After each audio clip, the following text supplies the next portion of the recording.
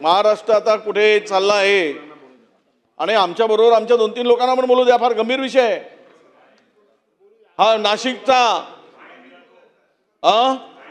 हो, पाणीच दिलेल्याचा विषय आहे. कोणतं पाणी तेही सांगतो ना, ओशोक पाणी दिलेला ते पण सांगतो. अध्यक्ष महोदय, आता त्याची सगळे जे भेटलेत ना, जे भेटले त्याची HIV टेस्ट पण करून घ्यावी लागेल आपल्याला, ते पण सांगतो ना. जेवढे भेटलेत ना त्या बंधू बाबाला सगळ्याची HIV टेस्ट गव्हर्नमेंटनीच करून घेतली पाहिजे, नाही तर संसर्गजन्य रोग होईल, सगळेच मरतील. त्यामुळे थांबा जरा. अध्यक्ष महोदय, या अशोक खरात या बंधू बाबांनी जे महाराष्ट्रामध्ये हा बंधू बाबा हा ज्योतिष्य सांगतो, काय सांगतो, देवाचा अवतार सांगतो आणि अनेक जवळपास 100च्या वर याचे कारनामे पुढे आले, त्याचे व्हिडिओ क्लिप पुढे आलेले आहेत. देवाच्या धर्माच्या नावाने फसवणारे जे काही बंधू तयार होत आहेत महाराष्ट्रामध्ये, प्रगत महाराष्ट्र म्हणतो आम्ही, पुरोगामी महाराष्ट्र, सगळ्या दृष्टीनं पुढे जाणारा महाराष्ट्र, आणि यामध्ये असे जे काही अडकले जात आहेत. अध्यक्ष महोदय, यामध्ये राजकीय क्षेत्रातील लोक, काही IAS अधिकारी आहेत, IPS अधिकारी आहेत आणि त्याच्याबरोबरच या सगळ्यामध्ये काही महसूल विभागाचे अधिकारी आहेत.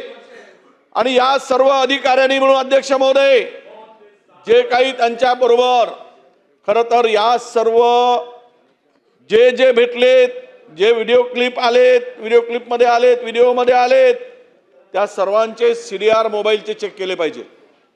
या सर्वांना जे घाणेरडं कृत्य, अशोभनीय, म्हणजे हा ओशोक नावाचा जल तयार करायचा, ओशोक, आणि काही लोक तर ते ओशोक जल घ्यायसाठीच जायचे. आणि हा ओशोक जल त्याच्यामध्ये तो वियाग्रा टाकायचा. ते सुद्धा तुम्हाला माहित आहे. त्यावेळेस गुलाबरावजी, त्यावेळेस ते कोण देणारे होते, कोणाचा आग्रह होता ते पण मानायला लागलो ना तर मग चुकीच्या दिशेने जाईल. ते देण्यासाठी कोणी आग्रह केला त्याचं नाव मी घेणार नाही, कारण मी नोटीस दिली नाही म्हणून. पण आता तुम्ही मला त्यावर भाग पाडू नका. माझी तुम्हाला विनंती, 35ची नोटीस दिली आहे. अध्यक्ष महोदय, ह्या बंधुगिरीमुळे पूर्ण महाराष्ट्राची बदनामी झाली आहे, संपूर्ण देशामध्ये. आणि ह्यामधून महाराष्ट्राच्या बदनामी बरोबरच ज्या दिवशी हे सगळं प्रकरण पुढे आलं, एका हॉटेलमध्ये 3 IAS अधिकारी त्यांच्यावर कारवाई होऊ नये म्हणून मदत करत होते, हॉटेलमध्ये बसले होते. IPS अधिकारी, त्यांनी त्यांचा सुद्धा यामध्ये सहभाग आहे. त्या आरोपीला वाचवण्याचा प्रयत्न झाला. आज संपूर्ण महाराष्ट्रातील जनतेची मान शर्मेने खाली गेली, अशा प्रकारचं एक मोठं